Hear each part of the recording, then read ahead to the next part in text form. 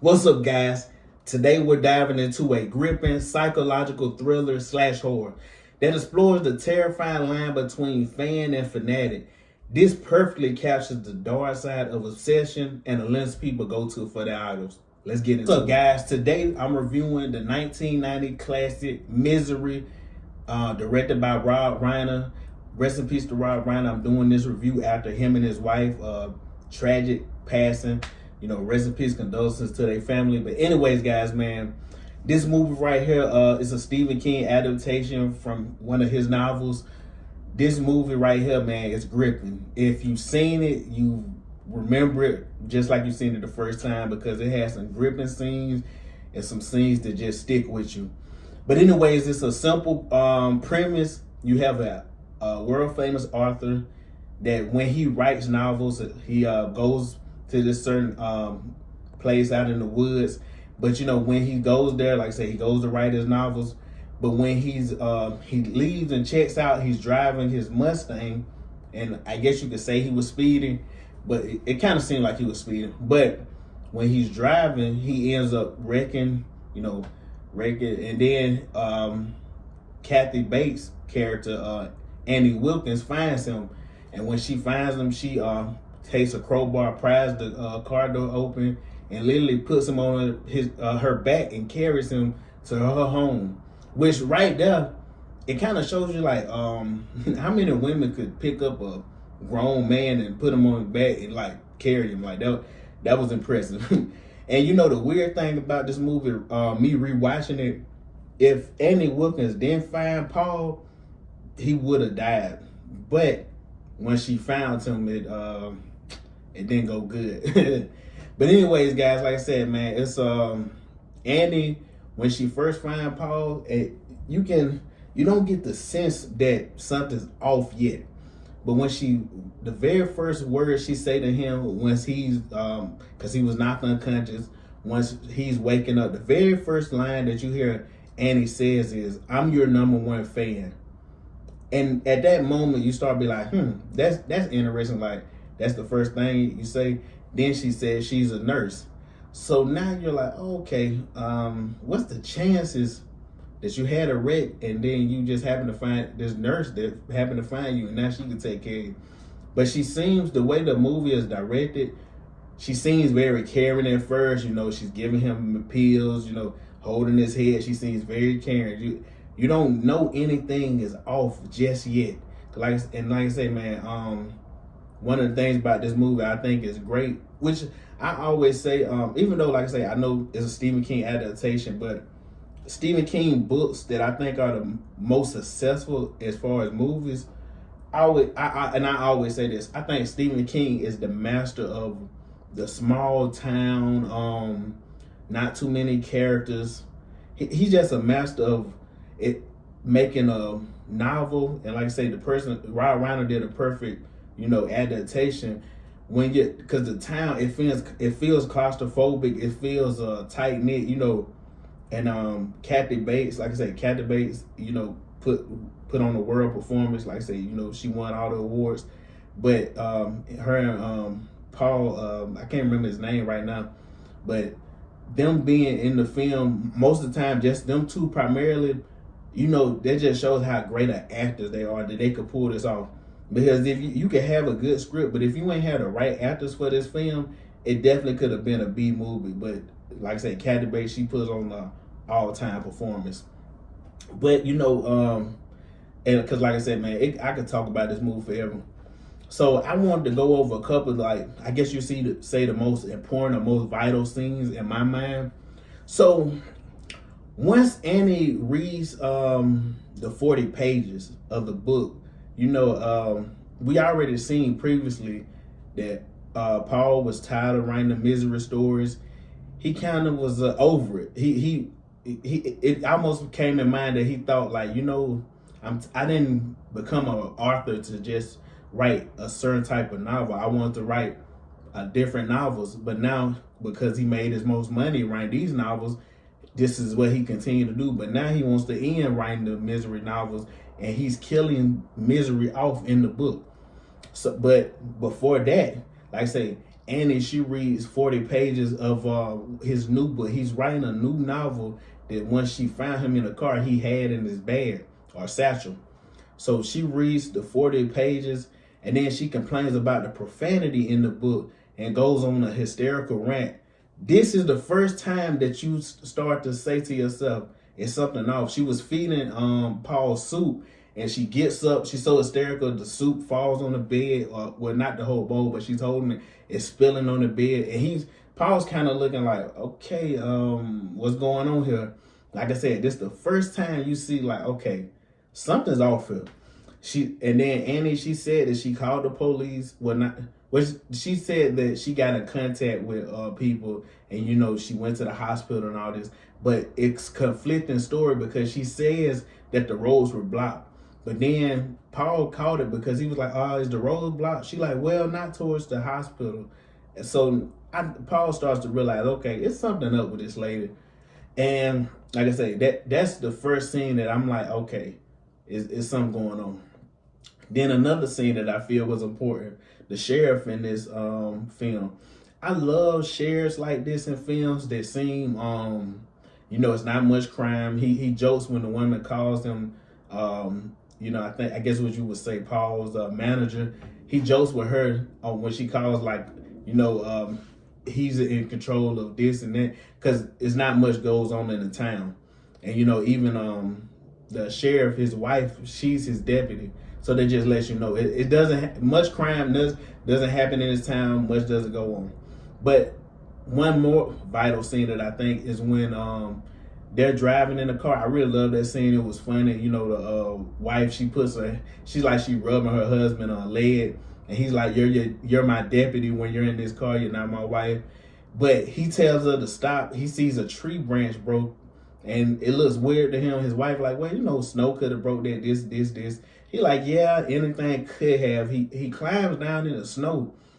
It's so funny because he's maybe 10, 15 feet from where the car, Paul's Mustang, flipped in the snow, but snow was covering it. But when the camera pans up, we see the one wheel that's beneath the snow. And like I say, that's a great scene because like, wow, it's like, it's just a cool unveiling. You're like, dang, he was that close to finding the car. But anyways, like I say, that was another vital scene. And then, I love the way Rob Reiner builds up that Kathy Bates' character is offsetting, and you start to see like, okay, this lady is really insane. When she brings the pig in, that she names Misery, and the pig, gets up there snoring and stuff, and then all of a sudden she comes in and starts snoring. It's like Paul didn't know what to think. He's looking at her like, He's still like, wait a minute, this I don't know what to do. And think about it, guys, how you would feel so helpless because we already seen early in the film, Paul's legs she said he had compound fractures. He can't walk. He's bedridden. You can't do nothing. This lady, you almost gotta play along with her delusion. You got to, because if you don't, like I said, what's your recourse? You gotta play along. But another scene, once Annie finishes the book, and like I said, because like I said, we already knew Paul was gonna kill Misery. Once Annie finishes the book and realizes that Paul kills Misery, she comes in the room with a menacing glare, shaking the bed. That scene, like I said, that's one of those scenes that just sticks with you. The way she's shaking the bed, and like I say, at this time, this tells Paul's like, and well, at this time, she tells Paul, no one's coming for you. I didn't call anyone. No one knows you're here. If I die, you die. This right here is like, okay. Paul starts to see like, wait a minute. This is like very serious, and I got to find a way to get out of here. So from now, we start to see little stuff Paul does. He finds a hair clip to pick the door. He goes out, and like I say, he's looking for any way that he can get out, but he still cannot walk. He's in a wheelchair. So at this point in time, you're like, wait a minute, I don't know what Paul gonna do, because like I said, he's still in a wheelchair. But anyways, like I say, when he's out, he goes out when like I say, Annie is gone to town, and he's going through the house I love the little scene when he's trying to go back in the room. He bumps into the table, and it's like an ornament of a penguin. He catches it because he didn't want it to break, but when he puts it back on the table, he has it facing the opposite way, not pointing towards where it was. The way the director Rob Reiner zooms in on this, we know, well, especially if you've been watching movies as much as me, you know that this will come back in the story, and Annie will notice that anybody that probably as off as her notices every little thing. So, like I said, of course it comes back, she notices it. But anyways, she makes him write a new novel. This is when she buys a printer. She she tells him she bought the most expensive paper for him to write on, and then she wants him to write a new book for her.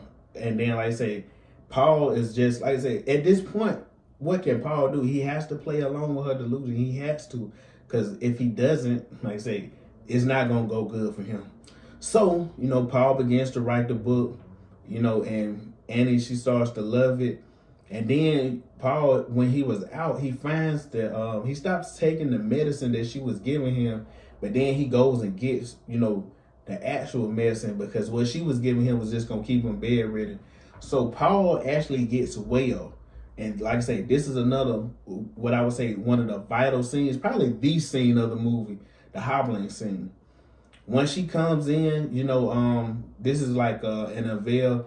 The cover is fully off Paul. He's laying in the bed. So you see his legs, because earlier, like I said, his legs was blue, red, like all beaten up. We see now his legs are well. He's moving his feet.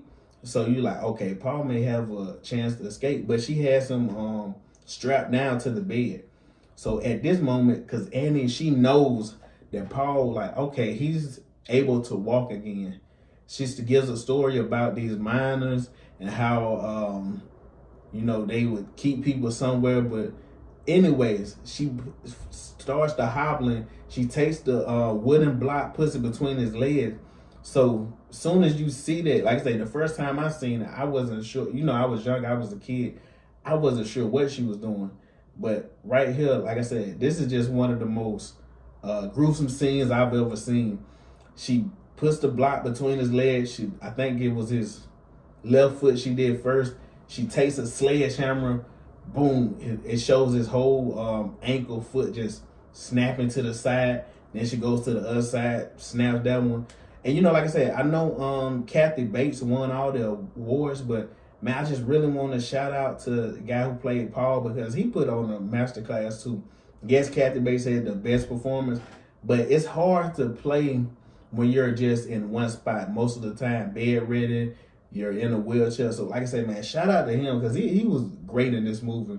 And then, like I said, before I get to the end of the film, I wrote this down just because I really want to just shout this out. One of the most striking elements of Misery to me is the snowy backdrop. I love movies like that. It's almost like you can feel, you feel how cold and gloomy, and even when it's raining outside, you just feel it. And then, like I say, the music in here, it was kind of haunting, because even in the beginning, when they're playing the music, it's not just a happy music, so it's kind of a haunting music score.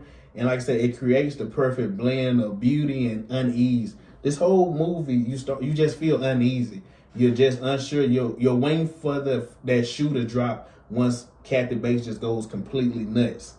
But like I said, I skip ahead. But when the sheriff, he finally figures out, kind of figures out what's going on. But when he goes to Annie's house, looks around, and he doesn't see nothing. Annie had just gave Paul an injection, so he would be paralyzed. So, come move, and he's down in the basement. And then the sheriff leaves, but then all of a sudden the sheriff hears some, I don't know if he had bumped a grill or something. It might have been the grill that he lit the novel on fire, but the sheriff hears something downstairs. So the sheriff runs back in. He sees Paul down in the basement, down at the bottom of the stairs. And then I already knew what was going to happen. And he shoots him right in the middle of his chest, straight through his chest. I hated that, because I was like, man, this was a good guy. But like I say, this is showing that she's at her breaking point, past her breaking point. But anyways, now Annie starts talking about how she's gonna kill him and her. She has 2 bullets in the gun. So at the end of this, when Paul is, he's sitting in the room, I guess like I said, he's thought of this.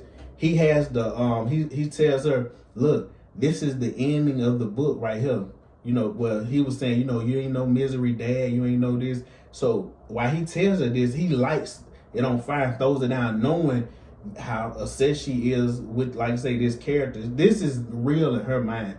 So when he throws it down, she comes over there closer by him. He picks up the typewriter, knocks her over the head, and from there, you have a great scene of them going back and forth, fighting. You really seeing her. I always say, man, it's hard to kill somebody who's crazy. It just shows in the film when they're going back and forth, and about 2 or 3 times you think, okay, is she dead? She shoots him in the shoulder. Then they're going back and forth, and then once he's crawling in the hallway, all of a sudden, boom, she comes back. Like I say, it's almost like Michael Myers. She, like I said, she just has super strength. Like I said, we already seen earlier in the film how she was carrying him, so we just know she's not gonna be easy to kill. But when he's crawling, and then he gets to, I think it was like an iron pig. He, like I said, he bangs it straight in her temple. This what takes her out. And then, like I say, from there, they cut to Paul walking on the street. He has a cane, like I say, kind of hobbling. He goes and speaks to his manager. They're at a, like I say, restaurant. Then she starts telling him all the good news about the novel he just wrote, that it's going to win these awards, and you finally going to get the respect you wanted. And he's kind of sitting there just looking. She's like, I thought you would be more excited. And he was like, well, it almost was like Paul appreciated his life, but he didn't know how good he had it. Going through what he went through, it's like he has a new appreciation for it. And then before the film ends, we see him looking at the, he starts, because, let me backtrack. He sees Captain Bate character, Annie Wilkins, when the manager is telling him about, how would you be interested in doing a book about like nonfiction? Practically saying she wanted to do a story on what happened to him at the house with Annie. And then he was just talking about, like, man, you want me to live through that again? And then, like I said, when we see the waitress walking towards him and he's looking at the waitress, he sees Annie's face. And then you as the viewer, like, okay, this is not Annie. But then he like, sometimes I still see her. And then all of a sudden, the woman says, oh my God, are you Paul, Sheldon, or what his last name? And then he's like, yeah. And then she's like, I'm your #1 fan. And then he just looks at her like, thank you. Like I say, man, perfect ending. Right here, like I say, this is one of my classic movie reviews. I just think this movie is a 10 for 10, perfect. And like I say, can't be done again. It was great. And like I say, man, I always have an appreciation and a love for Stephen King novels and Stephen King adaptations that are good. So guys, like I said, man, I just want to come on here and speak about this film. This is one I really love, really appreciate it. Like I say, man, if you like my movie reviews, like, comment, subscribe, share, and I'll catch you next time.